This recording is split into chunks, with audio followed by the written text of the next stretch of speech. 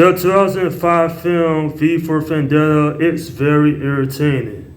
I have a lot of good things to say about this, the acting, the characters, the story, and even nearly 20 years later, this one still holds up pretty well in my opinion. Remember the 5th of November. There is some great dialogue within this film, particularly from the character V himself. But on this most auspicious of nights, permit me then, in lieu of the more commonplace sobriquet, to suggest the character of this dramatis persona. Voila! In view, a humble vaudevillian veteran, cast vicariously as both victim and villain by the vicissitudes of fate. This visage, no mere veneer of vanity, is a vestige of the vox populi, now vacant, vanished. However, this valorous visitation of a bygone vexation stands vivified, and has vowed to vanquish these venal and virulent vermin, vanguarding vice and vouchsafing the violently vicious and voracious violation of volition. Yeah, the guy knows how to make some great speeches, I must say. So, based on the DC Virgo comics of the same name, this takes place in the year 2027. The UK is part of a fascist totalitarian regiment that is very critical of the public, and they don't have as much freedoms as they used to. In comes a character named V who wants to put an end to the tyranny of the government, and he also protects a woman named Evie in the process. You know, this film, I knew about it for so many years, but I didn't see it for the first time until a couple of weeks ago. And then going back to rewatch it, I was like, wow, this is quite thought-provoking, it's compelling. And the screenplay is brilliantly done by the Wachowskis, which explains a lot considering there is so many excellent moments all throughout this movie. Overall, this is quite an exciting film from beginning to end. I don't have that many complaints about it. And even all of these years later, this is still quite enjoyable. Now, the themes of anarchy, the rebellion against a oppressive government, freedom, the power of ideas, and of course, people's ability to resist authority are strongly presented here. I like how the citizens in this movie actually stand up to their own government by wearing the mask that they was inspired by V. You know, the rise against tyranny, which is such a strong message here.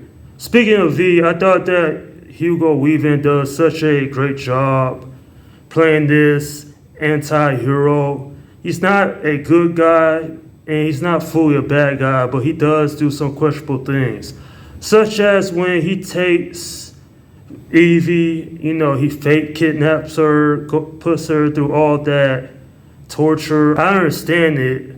He did to make her tougher, but surely there had to be a better way for it, right? And I thought that Natalie Portman does such a great job as well. I did like her character. Even when she's faked in prison, she reads a note from Valerie, learning about how Valerie had grown up gay, and ultimately, she stood by her rights. It's what really inspired Evie to become a stronger individual by the end of this film. Now, granted, there is some cool action scenes here.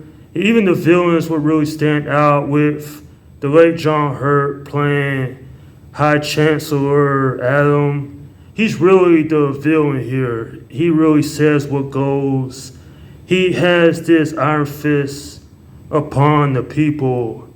And so while he really is never taken out by V here, he does get his comeuppance at the end. And I also have to say that the actor that played Gordon, Stephen Fry, definitely I liked his character. He absolutely did stood up for what's right.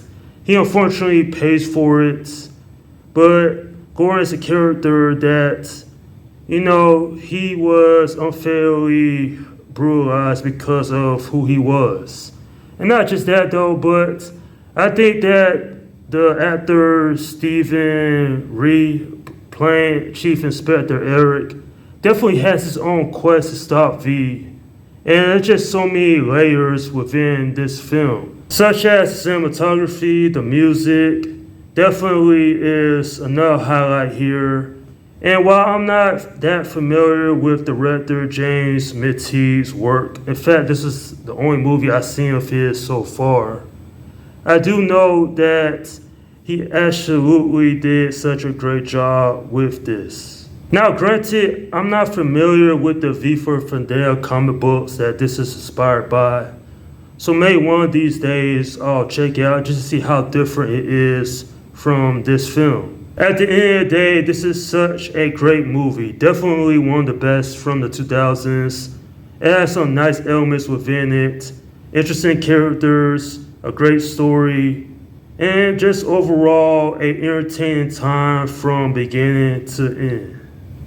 I'm giving this film an 8 out of 10. Now, the only complaints I have about this one is that, well, some of the story pacing slows down a little bit. And of course, I want the film to be a little bit longer as well. Other than that, this is truly brilliant. Definitely a film of its time. And I feel like it's more relevant today than it was when it had came out nearly 2 decades ago. And that's my review of V for Vendetta. Alright, leave your comments down below in the section and let me know what you think about this movie. Okay, this is Slim Guy 172 saying peace out.